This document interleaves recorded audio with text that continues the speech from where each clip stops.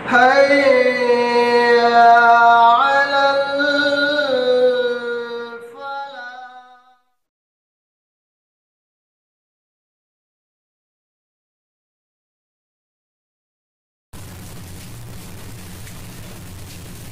الحمد لله رب العالمين والصلاة والسلام على أشرف الأنبياء والمرسلين وعلى آله وأصحابه أجمعين، أما بعد. أعوذ بالله من الشيطان الرجيم. بسم الله الرحمن الرحيم. ومن يعمل مثقال ذرة خيرا يره ومن يعمل مثقال ذرة شرا يره. وقال عز وجل: وما تفعلوا من خير فإن الله به عليم. محترم بزرگوں اور نوجوان بھائیوں، آج آپ حضرات کے سامنے ایک نئے باب کے متعلق ایک نئی ٹاپک آپ کے سامنے انشاءاللہ شروع کی جا رہی ہے۔ باب بیان کثرت طرق الخیر۔ باب کا مطلب یہ ہے کہ ٹاپک کا معنی یہ ہے کہ نیکی اور بھلائی کے راستے بہت سارے ہیں۔ مطلب یہ ہے کہ اگر کوئی آدمی نیکی کرنا چاہتا ہے، بھلائی کرنا چاہتا ہے، تو اس کے بہت سارے راستے شریعت نے بیان کیے ہیں۔ سب سے پہلے ہم یہ بات سمجھیں کہ نیکی کس کو کہتے ہیں اور گناہ کس کو کہتے ہیں۔ اس کو اگر سمجھ لیں گے تو بات پوری سمجھ میں آ جائے گی۔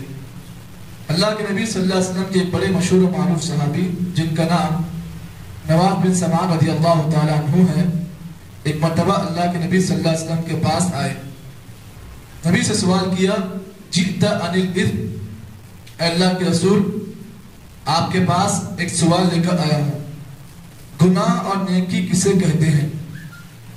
اگر کوئی آدمی گناہ کے بارے میں جان لے، گناہوں کے سلسلے میں مختلف معلومات کر لے، تو اس سے فائدہ یہ ہوتا ہے کہ آدمی خود بخود گناہوں کے کام سے بچ جاتا ہے۔ اگر کوئی آدمی نیکی کے بارے میں ڈیٹیلز معلوم کر لے تو آدمی نیکی کے کاموں کو کرنے میں تڑپ محسوس کرتا ہے۔ تو سب سے پہلے کسی بھی چیز کو کرنے سے پہلے انسان اس عمل کے بارے میں معلومات کر لے تو اس عمل کے کرنے میں انسان کو دلچسپی ہوگی۔ مثال کے طور پر اگر آپ کو نماز پڑھنا ہے، نماز میں آپ کو دلچسپی اسی وقت آ سکتی ہے جب آپ نماز کے بارے میں مکمل معلومات کر لیں، رکوع کسے کہتے ہیں، سجدہ کسے کہتے ہیں۔ جب تک یہ پورے ڈیٹیلز آپ معلوم نہ کر لیں گے تو آپ کو اس عمل کے کرنے میں مزہ نہیں آئے گا۔ تو اللہ کے نبی کے پاس حضرت نواس بن سمعان رضی اللہ تعالیٰ عنہ آئے، فرمایا: اے اللہ کے رسول نیکی اور گناہ کسے کہتے ہیں؟ نبی اکرم صلی اللہ علیہ وسلم نے فرمایا: البر مطمئن بہ نفسک۔ نیکی کا مطلب، نیکی کا معنی یہ ہے کہ تم جو عمل کرو، تمہارا وہ عمل کرنے کے بعد تمہارا دل اس کام کو کرنے کے بعد اطمینان محسوس کرے، یعنی تمہارے دل میں اس کام کو کرنے کے بعد سکون ہو کہ میں نے جو کام کیا میں نے اچھا کام کیا، تمہارا نفس اطمینان حاصل کر لے۔ اس کے بعد پھر سوال کیا اللہ رسول گناہ کسے کہتے ہیں؟ وَإِذْ مَحَاكَ فِي صَدْرِكَ۔ گناہ کہتے ہیں کہ آدمی اس کام کو کرنے سے پہلے اس کا دل، اس کا ضمیر اسے آواز دے، یعنی آدمی ڈرے اس کام کو کرنے سے۔ وَكَرِهْتَ أَن يَتَّلِعَ عَلَيْهِ النَّاسِ، اور آدمی ناپسند کرے کہ وہ کام لوگوں میں، اس کے کام کے بارے میں لوگوں کے درمیان معلوم ہو۔ کیا مطلب؟ گناہ کا مطلب یہ ہے کہ آدمی کا نفس اس کام کو کرنے سے پہلے ڈرے۔ کبھی کبھار آپ کو کیا ہوتا ہے، جب آپ کوئی گناہ کا کام کرنے جاتے ہو تو شروعات میں کیا ہوتا ہے، آپ کے ہاتھ پیر کانپتے ہیں، آپ کے ہاتھ پیر کانپتے ہیں کہ میں یہ کام کروں نہیں کروں۔ تو اگر آپ سمجھ لیں، اگر آپ کے ہاتھ پیر کانپ رہے ہیں تو آپ یہ بات سمجھ جائے کہ یہ کام میں جو کر رہا ہوں غلط ہے۔ وَكَرِهْتَ أَن يَتَّلِعَ عَلَيْهِ النَّاسِ، اور اس کام کو کرنے کے بعد آپ خود یہ محسوس کریں کہ لوگ میرے اس کام کو سن کر ناپسند کریں کہ یہ کام غلط ہے۔ تو جب یہ دو چیزیں آپ کے اندر آ گئی تو سمجھ جائیے کہ آپ نے غلط کام کیا۔ اور نیکی کا مطلب یہ ہے کہ آدمی کا نفس اس کام کو کرنے کے بعد اطمینان حاصل کرے، سکون محسوس کرے۔ تو یہی فرق ہے گناہ میں اور نیکی میں۔ اب آپ نے جان لیا کہ نیکی کس کو کہتے ہیں، اس ایک تعریف سے معلوم ہے کہ نیکی کا مطلب کیا ہے۔ مثال کے طور پر اگر کوئی آدمی نماز پڑھتا ہے تو فائدہ کیا ہوتا ہے؟ اس کا نفس سکون ہوتا ہے۔ قرآن پڑھتا ہے تو ذکر کرنے سے فائدہ ہوتا ہے، سکون ملتا ہے، طبیعت کو سکون ملتا ہے۔ اگر کوئی آدمی گانا سنتا ہے تو کیا ہوتا ہے؟ اس کا نفس اگر ایمان والا ہے تو تڑپ جاتا ہے کہ میں نے غلط کام کیا ہے۔ تو یہی فرق ہے گناہ اور نیکی میں۔ تو یہ بات جو بیان کیا گیا، اس بات میں یہ بات بیان کی گئی کہ نیکی کرنے کے بہت سارے کام ہیں، لیکن شرط یہ ہے کہ آدمی نیکی کے اندر یہ بات سوچ لے کہ میں جو کام کر رہا ہوں وہ عمل اللہ کے پاس قبول ہے یا نہیں، اس کو جان لے۔ آج لوگوں نے نیکی کے بہت سارے دھندے بنا لیے۔ ٹی وی میں آتا ہے 100 مرتبہ سورہ اخلاص پڑھ لو اتنا ملے گا، اولاد ہونا ہے تو فلاں چیز کو 100 مرتبہ پڑھ لو اولاد مل جائے گی۔ تو نیکی کرنے کے لوگوں نے آج الگ الگ دھندے بنا لیے ہیں۔ تو اب آپ یہ بات سوچیں کہ نیکی کا مطلب اصل کیا ہے، اس بات کو آپ سمجھ لیں، اس بات کو آپ جان لیں کہ ہر وہ عمل جس عمل کے کرنے میں بندہ اللہ کا بھی حق ادا کرے اور ساتھ ساتھ بندوں کا بھی حق ادا کرے تو دیٹ از مین آف نیکی۔ نیکی کس کو بولتے ہیں؟ کہ اس عمل کو کرنے میں آپ اللہ کا بھی حق ادا کریں۔ اللہ کا حق کا مطلب یہ ہے کہ اللہ تعالیٰ بھی آپ کے اس کام سے راضی ہو اور ساتھ ہی ساتھ آپ کے اس عمل کے سلسلے میں آپ لوگوں کے حقوق کو ادا کر کے وہ عمل کریں، اس کو بولتے ہیں نیکی۔ اور گناہ کہتے ہیں کہ آدمی اس عمل کو کرتے وقت نہ اللہ تعالیٰ کا حق ادا کرے نہ بندوں کا حق ادا کرے۔ مثال کے طور پر چوری میں کیا ہوتا ہے؟ اب آپ بتائیے، چوری اچھا کام برا کام؟ چوری اچھا کام برا کام؟ آپ بولیں گے برا کیوں؟ اس لیے کہ اس میں ہوتا یہ ہے کہ اللہ کا حق بھی آدمی بھول جاتا ہے، اللہ کا ڈر، اللہ جانا اللہ کا حق ہے۔ اور ساتھ ہی ساتھ چوری میں کیا ہوتا ہے؟ آدمی لوگوں کے حق کو مارتا ہے، لوگوں کے گھر میں ڈاکہ ڈالتا ہے، تو یہ چوری ہے۔ یہاں پر اللہ کا بھی نقصان ہو رہا ہے، اللہ کے حق میں بھی آپ حق تلفی کر رہے ہیں، بندوں کے حق میں بھی آپ حق تلفی کر رہے ہیں، تو یہ گناہ ہے۔ نیکی میں کیا ہوتا ہے؟ آدمی اللہ کو بھی خوش کرتا ہے اور بندوں کو بھی خوش کرتا ہے، دیٹ از مین آف نیکی۔ تو نیکی کرنے کے بہت سارے کام ہیں۔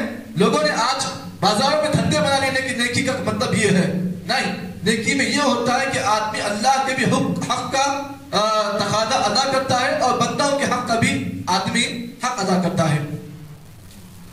تو آگے اللہ رب العالمین نے سورہ زلزال کی ایک آیت جو میں نے آپ کے سامنے پیش کی، اللہ نے فرمایا فَمَن يَعْمَلْ مِثْقَالَ ذَرَّةٍ خَيْرًا يَرَهُ۔ اللہ فرماتے ہیں کہ اگر کوئی آدمی ہمارے پاس ایک ذرہ برابر نیکی لے کر آئے گا اس کو بھی وہ اپنی آنکھوں سے دیکھ لے گا۔